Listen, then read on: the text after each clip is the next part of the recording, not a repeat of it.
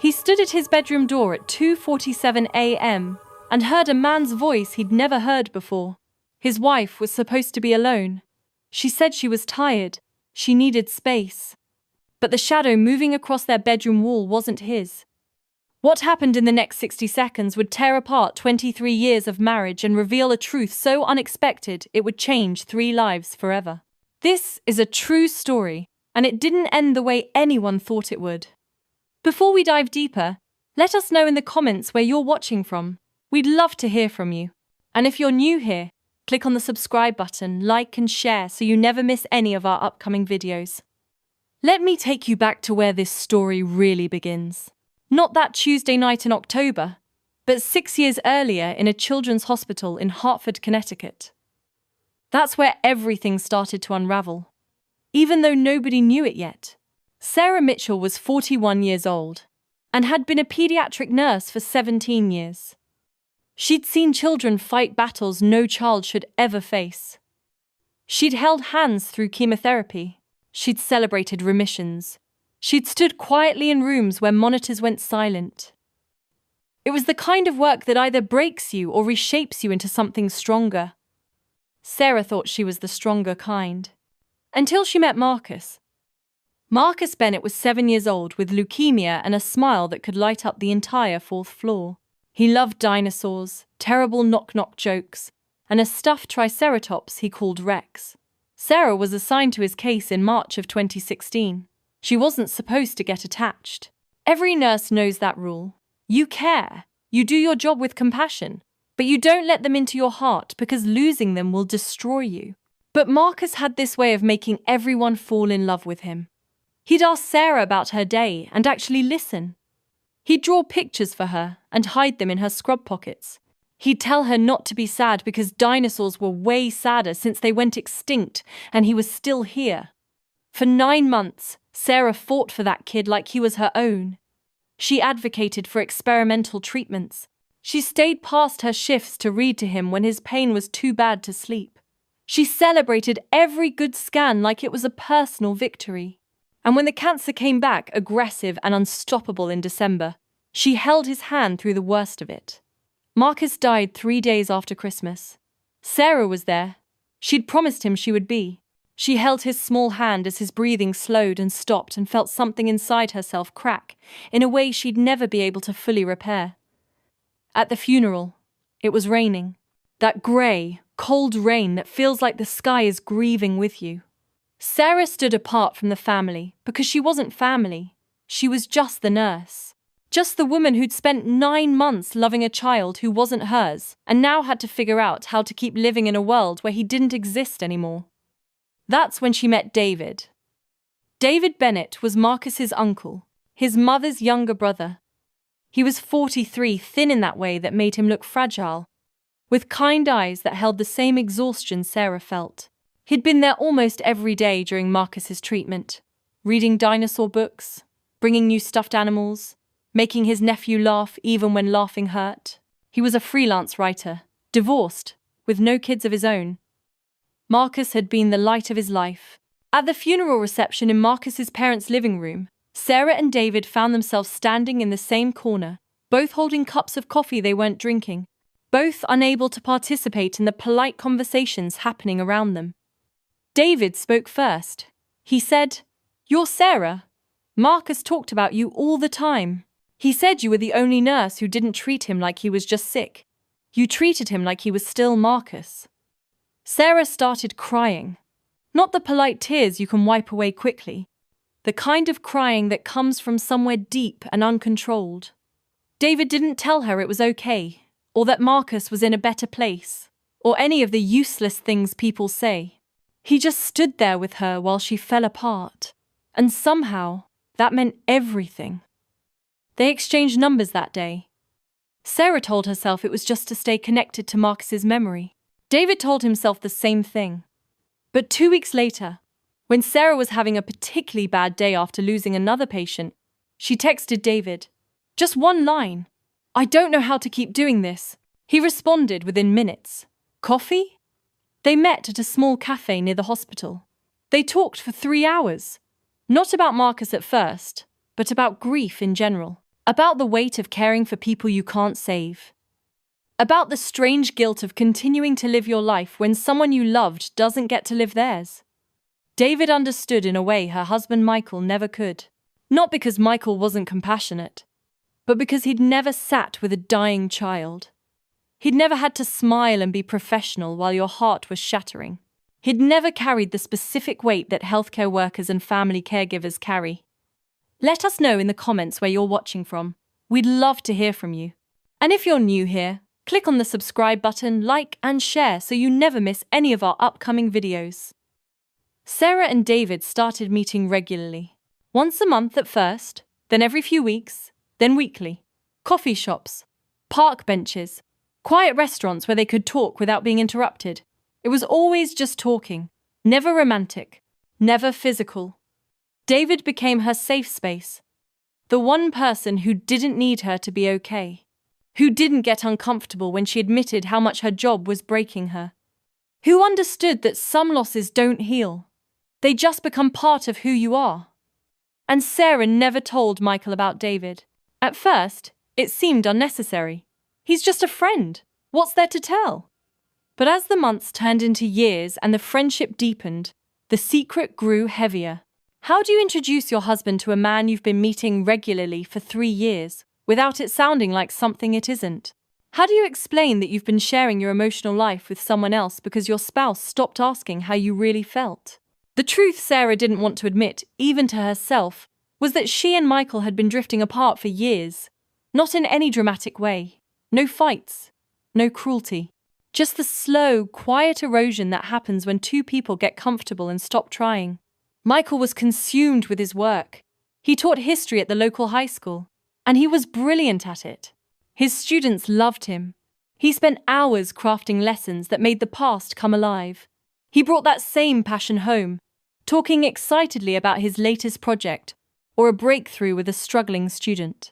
Sarah would smile and nod, but somewhere along the way, he'd stopped asking about her day with the same genuine interest. When she tried to tell him about losing a patient or the exhaustion of another double shift, he'd offer quick sympathy and then pivot back to his world. It wasn't malicious, he just didn't know how to hold her pain. So Sarah stopped sharing it. They had 2 daughters, Emma and Grace, both away at college now. They had Sunday dinners and date nights that felt more like obligation than desire. They had a mortgage and a golden retriever named Charlie, and all the trappings of a successful marriage. But they didn't have intimacy anymore.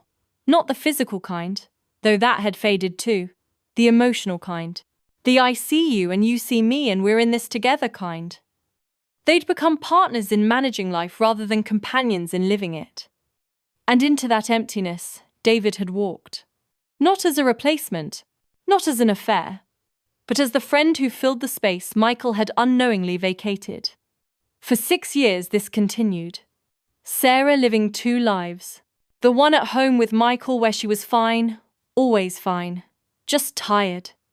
And the one with David where she could be broken and angry and scared and real. The guilt was constant, but not enough to stop. Because she needed David in a way that frightened her. And then 3 months ago, everything changed. David called her on a Tuesday afternoon in July. His voice was different. Quiet. Defeated. "Sarah, I need to tell you something." He'd been feeling tired for months. Losing weight, ignoring it because who wants to confront their mortality? Finally, his ex-wife had convinced him to see a doctor. The tests came back definitive. Cancer. The same leukemia that had killed Marcus had been dormant in David's body since his 20s when he'd beaten it the first time. Now it was back. Stage 4. Aggressive. The oncologist gave him months. Maybe 6 if the treatment worked. But probably less.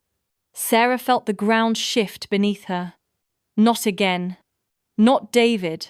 Not the one person who understood. She visited him the next day at his apartment.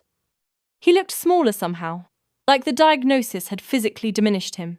They sat on his couch, surrounded by medical papers and treatment options he couldn't afford, and both of them cried. For Marcus. For himself. For the cruelty of a universe that takes and takes and takes. Over the next few weeks, Sarah helped David navigate the medical system. She went to appointments, translated doctor speak, held his hand through the terrifying procedures. His ex-wife was remarried with a new family across the country. His parents had passed years ago. He had colleagues and acquaintances, but no one close. No one who would sit with him through the worst of it. So Sarah did, and still, she didn't tell Michael. Because how do you explain that you're supporting a dying man your husband doesn't know exists? How do you unravel 6 years of secret friendship in one conversation? The lie had grown too big to confess without destroying everything. Sarah told herself she'd tell Michael eventually. After David passed, when it wouldn't matter anymore, when she could frame it as past tense and finished. She'd say, "I had a friend from work who died, and I was helping him." Michael would understand. He'd have to understand. But life doesn't wait for perfect timing. In early October, Michael had a conference in Boston, a historical society symposium he'd been looking forward to for months. He'd be gone for 5 days. Emma and Grace were both at their respective colleges, settled into fall semester. The house would be empty. And David was getting worse. He'd started chemotherapy, but it wasn't working. He was weak, in pain, increasingly unable to care for himself. His apartment was a 4th-floor walk-up with no elevator. Getting to treatments was becoming impossible. He needed help. Real help. And he had nowhere to go. Sarah made a decision that seemed both completely rational and completely insane. She asked David to stay with them. Just for the week while Michael was away. Just so she could monitor him, help him with medications, make sure he was eating and safe. David was reluctant. "This is your home, Sarah. Your marriage." "I can't." But Sarah insisted. "You have no one else. I'm a nurse. Let me help you, please." So while Michael packed his bags for Boston, Sarah prepared the guest room for a dying man her husband had never met. For 5 days, David stayed in their home. Sarah took personal time from work. She cooked meals David could barely eat. She managed his medications on a schedule. She sat with him through the night sweats and the pain that medication couldn't fully touch. She read to him like she used to read to Marcus. They talked about life and death and all the things left unsaid. David told her about his failed marriage, his regrets, the book he'd never finish writing. Sarah told him about her own regrets, about the distance in her marriage, about the person she used to be before grief reshaped her. They were 2 people standing at the edge of mortality, one facing it immediately, and the other wondering if she'd ever truly lived. It wasn't romantic. It wasn't an affair. But it was intimate in a way that maybe threatened a marriage more than S times X ever could. Because Sarah was sharing her real self with David in ways she hadn't shared with Michael in years. On the 5th day, Michael came home early. The conference had wrapped up a day ahead of schedule. He'd wanted to surprise Sarah. Maybe take her out to dinner. Reconnect. He'd felt the distance too, and thought maybe this could be a fresh start. He arrived home at 2:30 inches the afternoon, expecting an empty house. Sarah's car was in the driveway. That was fine. Maybe she'd taken the day off. He walked in through the front door, calling her name. No answer. He set his bags down, noticed 2 coffee cups in the kitchen sink. That was odd. Sarah never left dishes out. He heard voices upstairs, muffled, coming from the guest room. Michael's first thought wasn't suspicion. It was confusion. Maybe Sarah was on the phone. Maybe Emma or Grace had come home for a surprise visit. But as he climbed the stairs, he heard a male voice. Low. Unfamiliar. And then Sarah's laugh. That real, unguarded laugh he hadn't heard in years. Michael stood outside the guest room door. His heart was pounding in a way that made him feel sick. Every instinct told him not to open it, that whatever was behind that door would change everything. But he couldn't not know. He turned the handle and pushed the door open. Sarah was sitting on the edge of the bed, next to a man Michael had never seen. A thin, pale man who looked like he was dying because he was. There were medications on the nightstand. Medical equipment in the corner. Notebooks and books spread across the bed. They were fully clothed, not touching, just talking. But the intimacy in the room was undeniable. Sarah's face went white. The man, David, looked at Michael with something like resignation. Like he'd known this moment would come eventually. Michael stood frozen in the doorway of his own guest room, staring at his wife and a stranger, and couldn't form words. Sarah stood up. Michael. Oh, God. Michael, I can explain. But Michael just shook his head. He looked at David. Who are you? David opened his mouth, but Sarah cut in. This is David. He's a friend. He's sick. He needed help. Michael's voice was quiet. Dangerous. How long has he been in our house? Sarah's eyes filled with tears. Since Monday. Michael, please. Since Monday. Michael repeated the words like they were in a foreign language.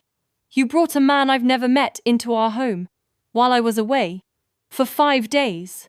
Sarah reached for him. Michael stepped back. Don't. Just don't. Who is he, Sarah? Really? Sarah was crying now. Fully crying. He's Marcus's uncle. The little boy who died 6 years ago. We became friends after the funeral. He's been my friend. Just my friend. And he's dying, Michael. He has no one. I couldn't let him go through this alone. Michael felt like the floor had disappeared beneath him. 6 years. You've had a friend for 6 years you never told me about? Sarah nodded miserably. I know how it sounds. I should have told you. I wanted to tell you. But then time passed, and it got harder, and I didn't know how. Michael looked at David. And you? You thought it was okay to be a secret in another man's marriage. David's voice was weak but steady. No, I told her to tell you. Every time. I knew this was wrong. But I was selfish. I didn't want to lose her friendship. And now I'm dying and I needed help. And I took advantage of her kindness. I'm sorry. Michael couldn't breathe. The room was too small. These people were strangers. His wife was a stranger. He turned and walked out. Sarah called after him. Michael, please. We need to talk about this. But Michael kept walking. Down the stairs. Out the front door. Into his car. He drove with no destination, just drove until the house was miles behind him and he could breathe again. He ended up at a park 30 minutes from home, sat in his car in an empty parking lot and tried to process what had just happened. His wife had hidden a friendship with another man for 6 years, had brought that man into their home without permission while Michael was away. Even if it wasn't romantic, even if David was dying, even if every word Sarah said was true, she had lied by omission, by secrecy, by creating a whole separate relationship Michael knew nothing about. And that betrayal cut deeper than anything physical could have, because it meant Sarah didn't trust him, didn't think he'd understand, didn't believe he could be the person she needed, so she'd found someone who could. And that was the real wound. Not that David existed, but that Michael apparently wasn't enough. He sat in that parking lot until sunset. Then he drove to a hotel and checked in for the night. He couldn't go home yet, couldn't see Sarah's face, couldn't have the conversation that was waiting. He needed time, so he took it. Sarah called 17 times that first night, texted constantly. Michael, please come home. Please let me explain. I know I hurt you. I know I betrayed your trust. But please don't shut me out. We need to talk. Michael read every message but didn't respond. What was there to say? In the morning, he called his principal and took personal days.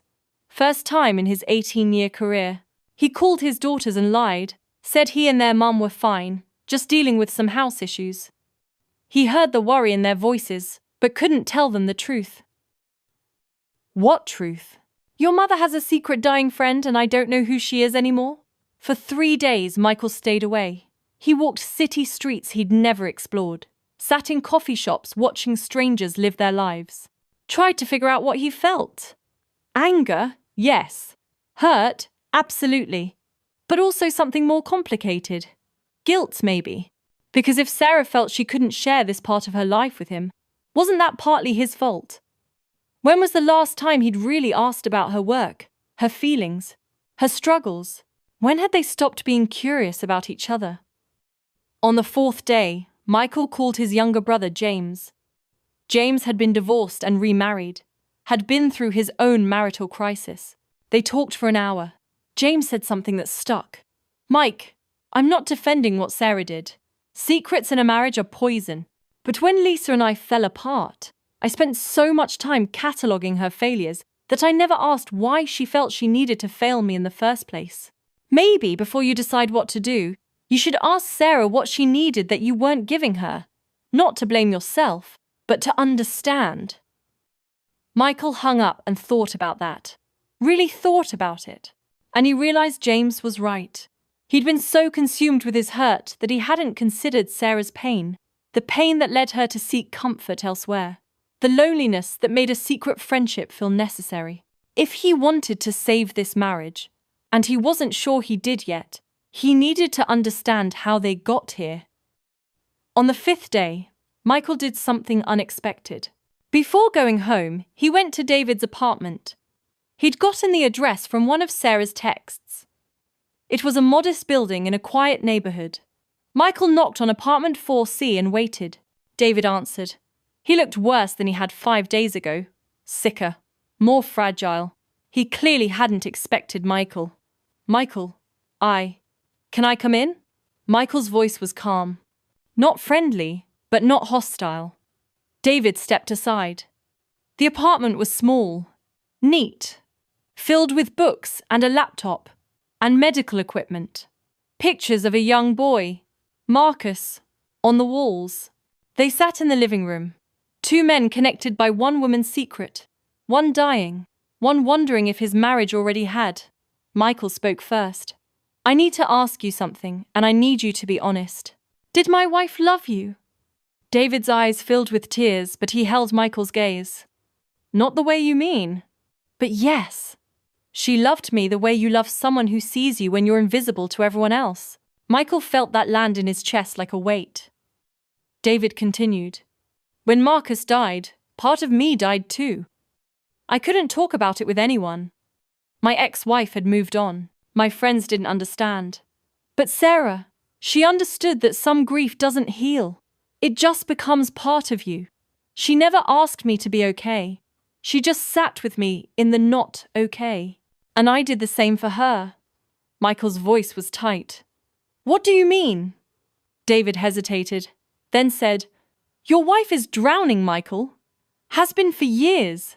The things she sees at work, the kids she can't save. The weight of caring so much it breaks you. She tried to talk to you about it. I know she did.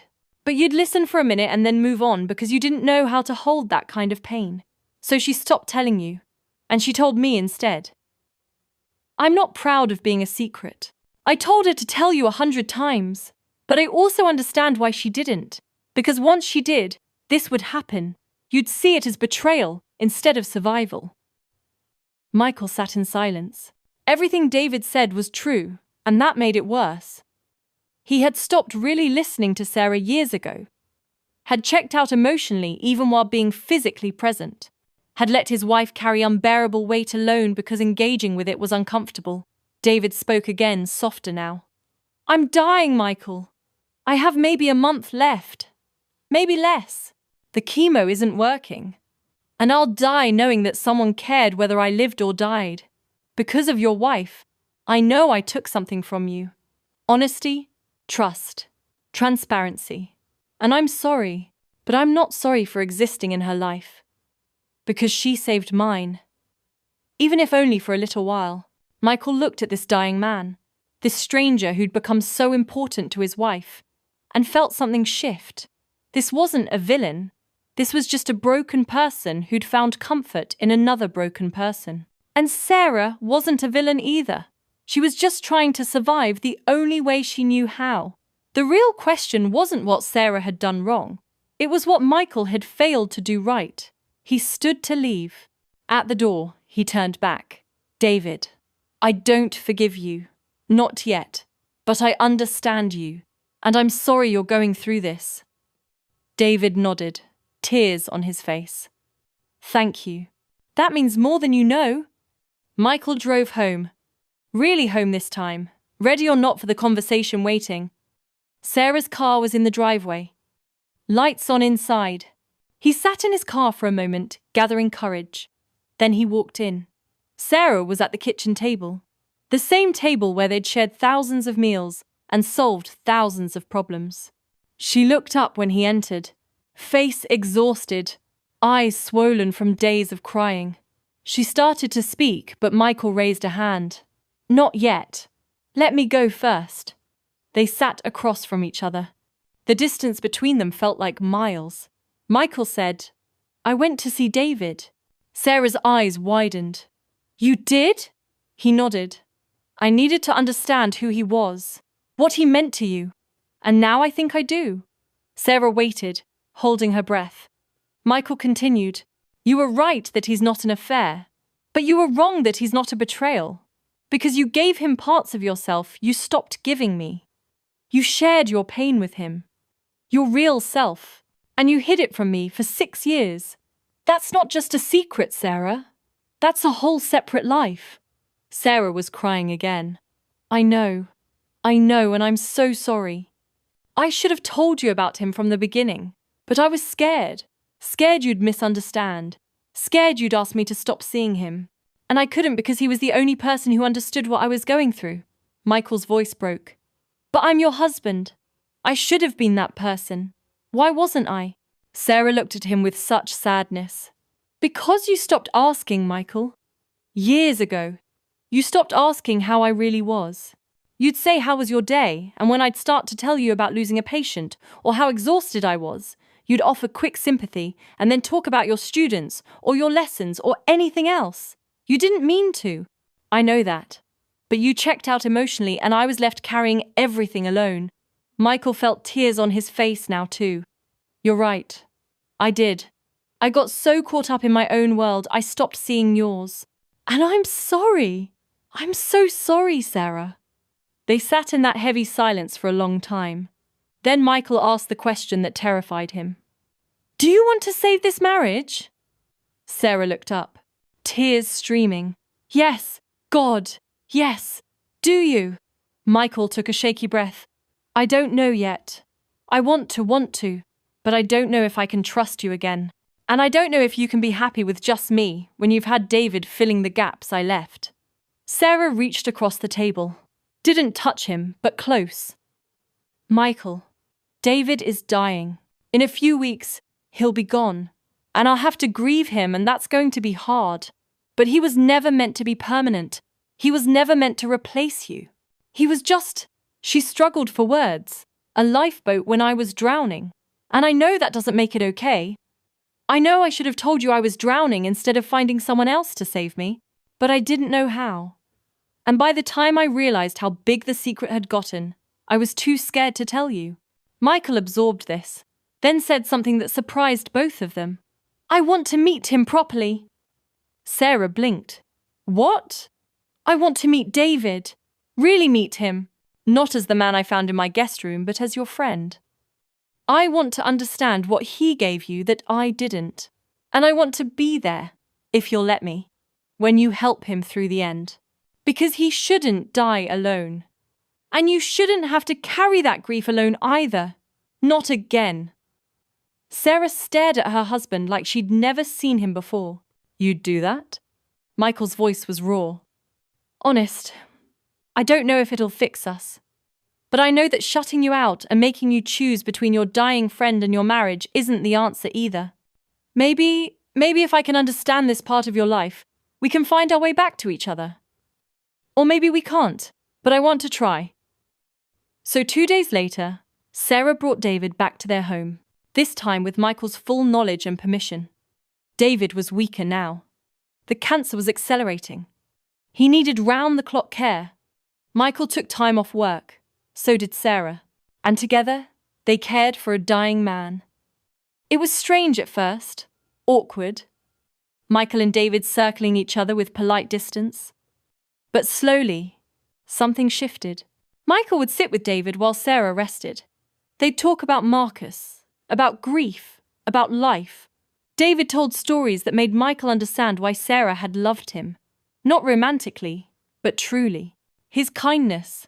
His ability to sit with pain without trying to fix it.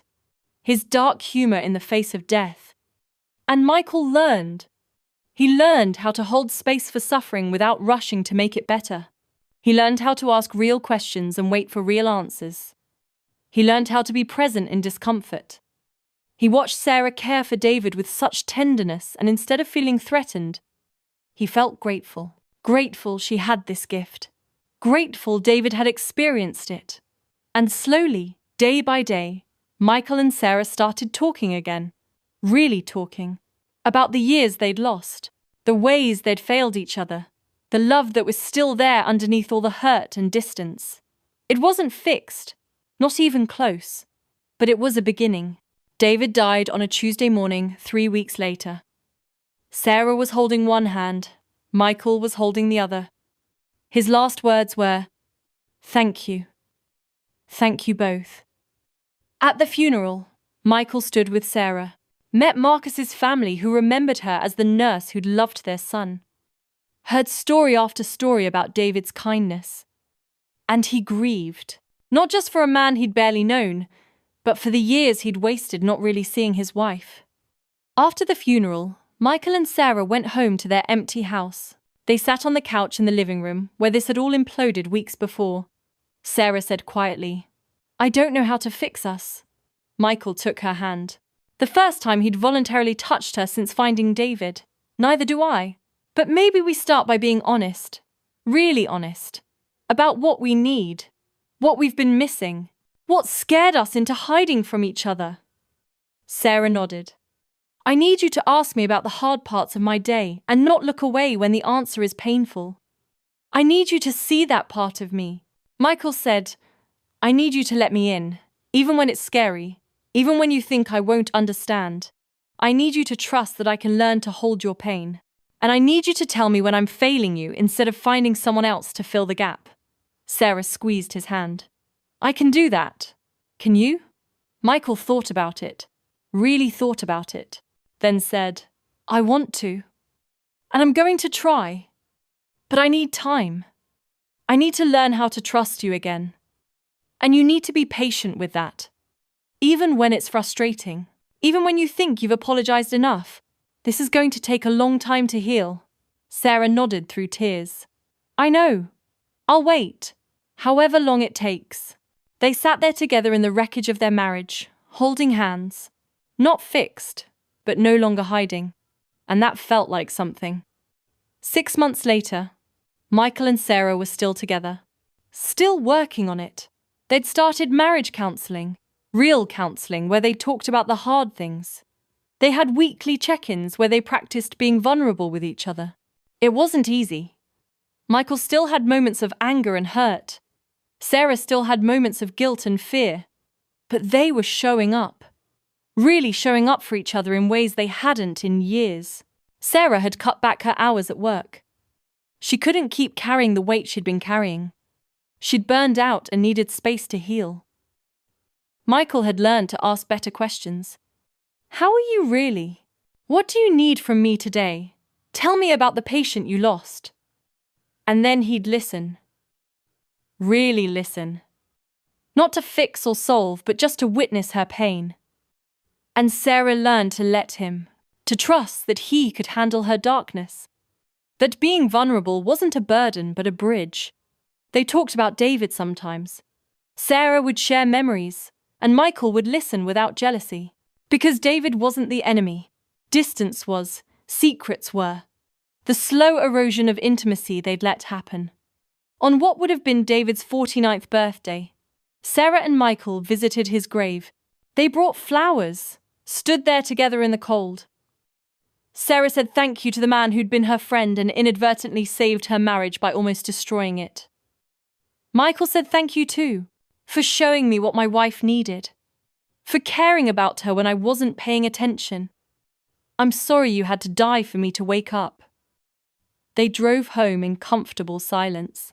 That night, they made love for the first time in over a year. It was tentative, emotional, not perfect, but real. After, Lying in the dark, Sarah said, "Do you think we're going to make it?" Michael was quiet for a long time, then said, "I think we're going to try.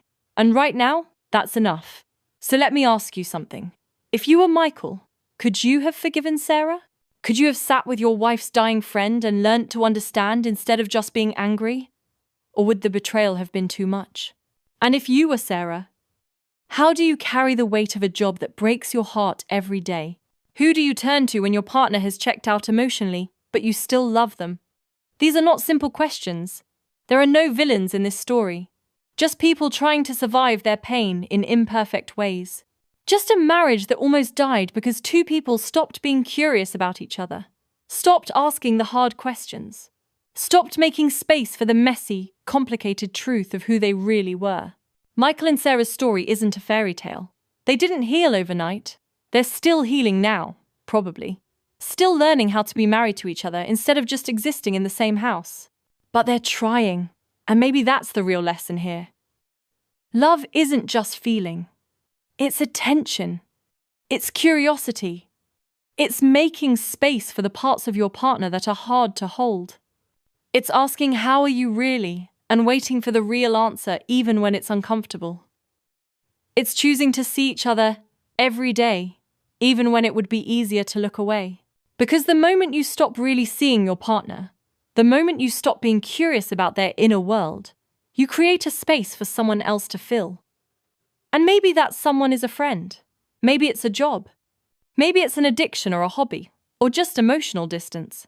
But something will fill that space because humans aren't meant to be unseen.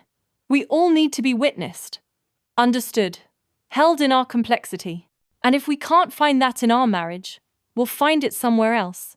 Not because we're bad people, but because we're human. So if this story touched you, if it made you think about your own relationships, I want you to ask yourself something. When was the last time you really asked your partner how they were? Not as a greeting, but as a genuine question. When was the last time you made space for their pain, their joy, their complexity? When did you last let them see yours? Comment below and tell me, how would you have handled this if you were Michael? What would you have done if you found out your spouse had a secret friendship for 6 years? Would you have stayed and fought for the marriage? Or would the trust be too broken to repair? And for those of you who relate more to Sarah, how do you ask for what you need when you're afraid of the answer? How do you stay vulnerable in a relationship that's become comfortable but distant? I really want to hear your thoughts, because these questions matter. These stories matter. They remind us that marriage is not about perfection. It's about showing up imperfectly and choosing each other anyway. It's about repairing the inevitable ruptures instead of pretending they don't exist.